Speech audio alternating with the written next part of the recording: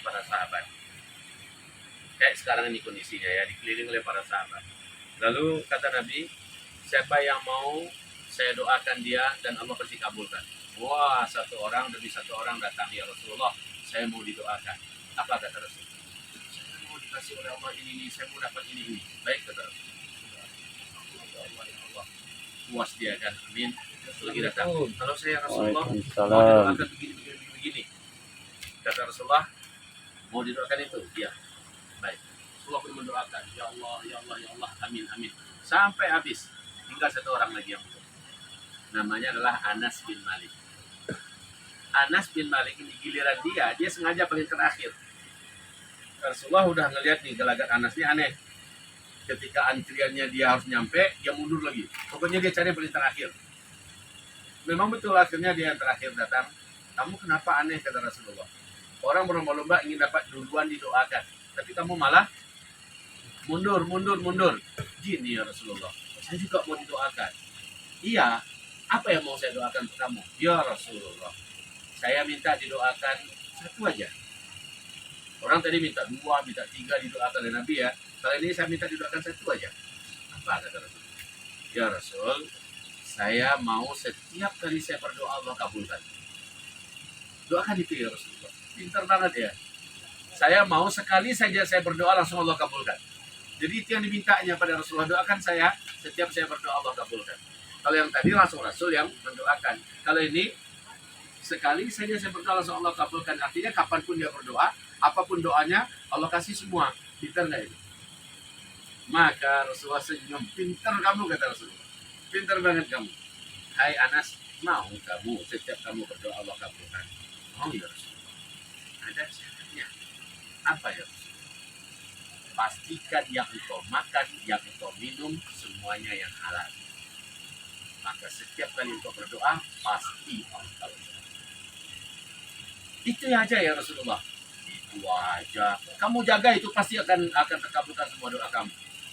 Baik ya Rasulullah. Sejak itu kata Anas, saya memperhatikan betul makanan saya, minuman saya. Saya pastikan makanan dan didapatkan dengan cara yang halal dan barangnya juga halal. Sejak itu kata Anas, memang benar. Akhirnya Anas terkenal punya anak 124 orang. Dia termasuk sahabat Nabi yang melimpah ruah hartanya. Ya, dia termasuk, ternyata dia sangat menjaga makan minumannya itu yang halal. Kita ternyata bicara yang halal ya, tentang kita ada dekat akhir zaman besok aja ya. Ternyata bicara tentang halal, pernah sahabat Nabi, ini sudah akidah semua sahabat-sahabat ya. Kenapa kita cerita sahabat? Karena dalam surah At-Taubah ayat 100 Allah mengatakan, siapa yang ingin saya ridhoi, siapa yang ingin saya sayangi, saya cintai, siapa yang ingin saya pastikan dalam surga, ikuti semua sahabat-sahabat Nabi Muhammad. Itu firman Allah dalam surat At-Taubah ayat 100. Makanya kita cerita sahabat nih, kita cerita sahabat. Jadi para sahabat itu hati-hati betul. Apa kata Umar bin Khattab? Demi Allah kata Umar ya. Kalau ada rezeki satu bulatan,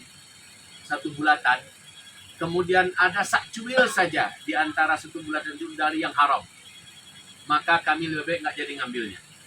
Jadi kalau ibaratnya ini rezeki dipotong 10 dan 10 ini tergabung, cuma ada satu yang haram dan satu ini nggak bisa dipisah, dialah nggak jadi. Itu kata sahabat Umar bin Khattab. Kenapa mereka begitu? Karena sekali lagi setiap sahabat berkeyakinan apapun amal soleh orang, apapun doa orang itu, selama masih ada yang haram masuk ke mulutnya, Allah tak terima amal solehnya, Allah juga tak terima doanya. Makanya hati-hati betul. Bahkan sampai Abu Bakar ketika dia jadi khalifah, Abu Bakar As-Siddiq punya seorang budak, pintar ini budak. Dan budak ini minta untuk merdeka. Kata Abu Bakar, baik, kamu saya merdekakan. Apa kata sahabat yang budak ini? Saya nggak mau dimerdekakan gratis, wahai Khalifah Abu Bakar. Saya mau merdeka tapi terhormat. Loh, gimana maksud kamu, kata sahabat, kata Abu Bakar ya? Saya mau membebaskan diri saya pakai bayar.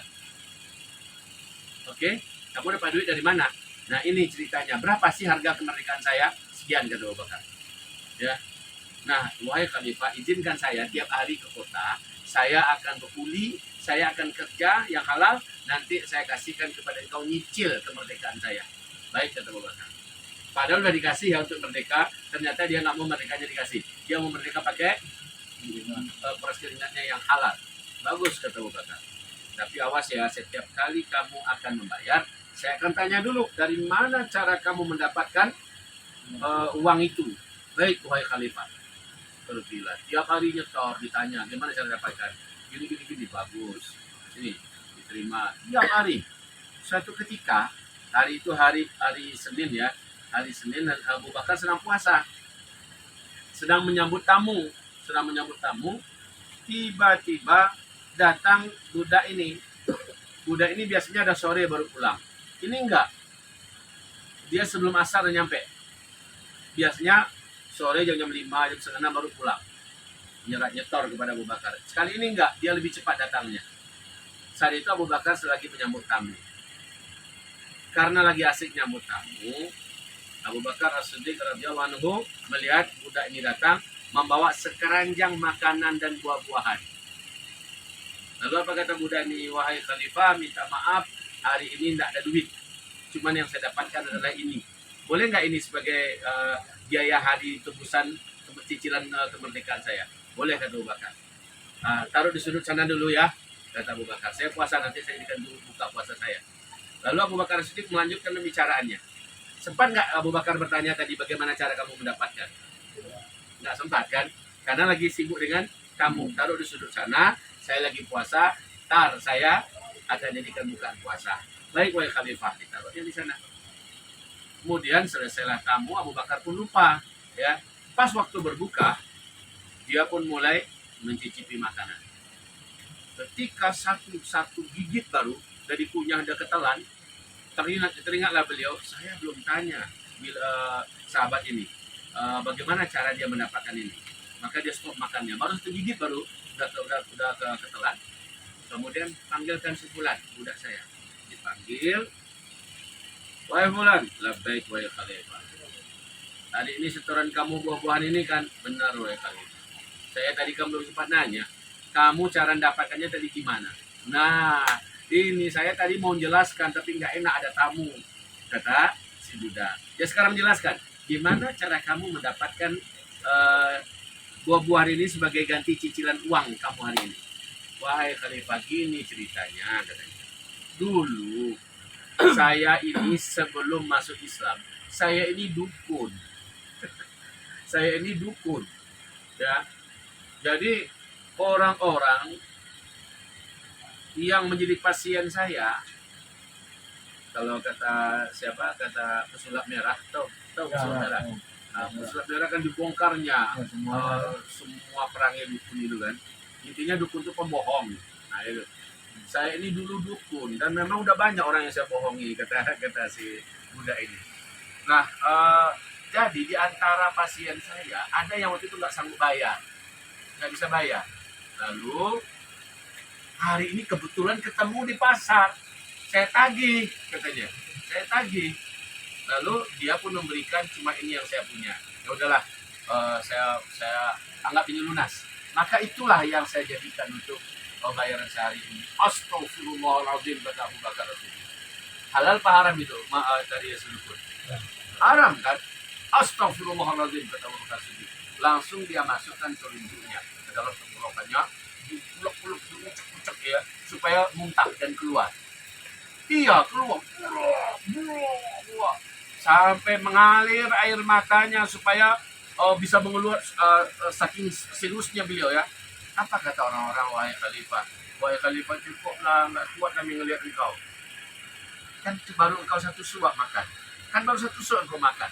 Kok banyak betul yang keluar?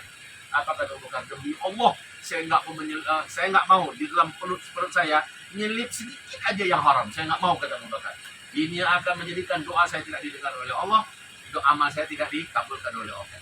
Seperti kata Nabi Muhammad, satu suap saja yang haram, maka 40 hari 40 malam amal solehnya dan doanya tidak Allah terima. Jadi ini malam ini kita renungan ya, merenunglah kita apa yang sudah haram yang kita makan. Kita khawatir. Mungkin alhamdulillah kita di sini bekerja secara halal, tapi sebelumnya bagaimana? Apakah ada yang kita nggak peduli, mau halal mau haram, mau buah siapa, mau barang siapa, mau duit apa dan segala macamnya, cara dapatnya gimana, kita nggak peduli. Padahal satu suap saja makan kita itu ngaruh pada ibadah kita, pada doa kita. Saudara-saudaraku yang saya cintai, jadi mudah-mudahan dari hari ini ke depan kita lebih hati-hati ya. Apalagi yang kita kasihkan sama anak bini kita. Kita kasih sama anak bini kita. Lalu kita bingung nanti, kenapa anak saya nakal? Kenapa bini saya kayak ini? Kenapa kayaknya ibadah kami nggak khusyuk? Kenapa doa kami nggak dikabulkan? Harusnya jawabannya, gimana cara kamu ngasih makan anak binimu? Apa yang kamu makan? Jangan-jangan kamu nilep harta temanmu. Jangan kamu, ya kalau ibaratnya orang PNS, ya jangan-jangan kamu korupsi, kan gitu kan? Jangan-jangan ada harta rakyat yang kamu ambil. Jangan-jangan ada harta temanmu. Jangan-jangan harta segala macamnya lah. Jangan-jangan begitu. Kita pikirlah, merenunglah kita kembali. Ya Allah, memang benar ya Allah. Dulu saya nggak tahu halal haram, tapi mulai hari ini ya Allah, tambah sungguh. Ya udah terlanjur gimana Bu ya? Kalau ada bertanya, ya udah terlanjur gimana? Jawabannya, kalau sudah terlanjur, taubat nasuha saja kepada Allah. Sholat 2 rakaat, habis itu angkat tangan, akui kepada Allah, janji bahwa saya tidak akan ulangi lagi. Ampuni yang sudah berlalu ya Allah. Insya Allah, at-taibu minadz dzambi kaman la dzamba lahu. Orang yang sungguh-sungguh taubat dari dosa yang pernah terlanjur dia buat, Allah anggap dia tidak pernah berbuat dosa itu. Syaratnya dosa itu betul-betul tidak lagi dia ulangi melakukannya. Maka gitu ya, Allah putihkan semua. Mungkin untuk malam ini karena capeknya luar biasa, nasihat kita cukup 15 menit ini saja dulu. Ya, udah 15 menit. Ferry, Vera? 11 menit, 12 menit. Ya. Cukup itu dulu. Besok insya Allah Ta'ala, selama Buya ada di sini, maghrib isya kita tausiah. Iya, maghrib isya. Tapi begini, tentang sholat kita, Buya nganjurkan kita semuanya sholatnya di jamak. Zuhur jamak dengan asar, jamak takdim sama-sama qashar, ya. Jadi kita asarnya sudah bisa santai. Bukan kita malas-malasan ibadah loh ini, karena status kita semuanya musafir. Walaupun kita bertahun-tahun di sini, tetap saja kita musafir. Begitu juga maghrib dan isya kayak tadi. Maghrib kita 3 rakaat, habis itu qomat lagi, sholat isya 2 rakaat. Sehingga kita bisa cepat tidur, ya. Kita kadang lelah seharian. Nah, jadi ini untuk ke depan. Tapi ya, habis sholat kita zikir dulu. Habis zikir kita berdoa. Macam itu ya. Barakallahu fikum. Demikian saja. Maaf dan batin. Mudah-mudahan pertemuan ini diberkahi. Mari kita baca surah Al-Asri. A'udzubillahi minasyaitonir rajim. Bismillahirrahmanirrahim. Al-Asri. Innal insana lafi khusr illa alladziina aamanu wa 'amilus shalihaat wa tawassaw bil haqqi wa tawassaw bis sabr. Allahumma arhamna dan wa sadaqallahul azim. Baca doa kafaratul majlis. Kata Nabi, siapa yang membaca doa kafaratul majlis, maka sebelum dia berdiri dari tempat duduknya masing-masing, semua dosa-dosa kecil yang terlanjur dia buat sebelum itu Allah ampunkan semua. Mari kita baca ya. Subhanakallahumma, ayo. Subhanakallahumma wa bihamdika asyhadu an la ilaha illa anta wa asyhadu an la ilaha anta astaghfiruka wa atubu ilaik. Walhamdulillahi rabbil alamin. Assalamualaikum warahmatullahi wabarakatuh. Waalaikumsalam warahmatullahi wabarakatuh. Nah, tidak boleh makan.